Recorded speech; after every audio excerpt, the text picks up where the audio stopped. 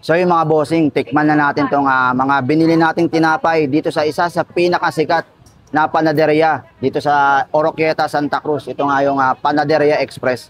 So bumili tayo ng iba't ibang klaseng tinapay nila dito na worth 12 pesos lang. Yung kanilang espandiko, ang laki.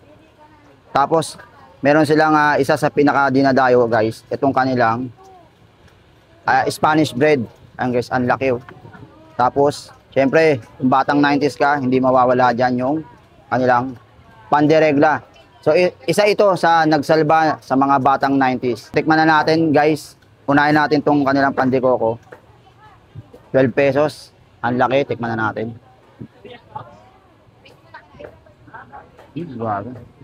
Ang sarap nung pinaka-nyog niya sa loob. Nalo. Next natin tikman guys, itong kanilang Spanish bread. 12 pesos.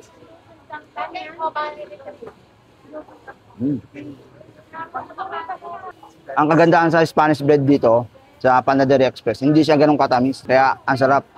Sipin nyo, dinadayo pa to guys. Ino-order pa to online ng mga artista. Panalo.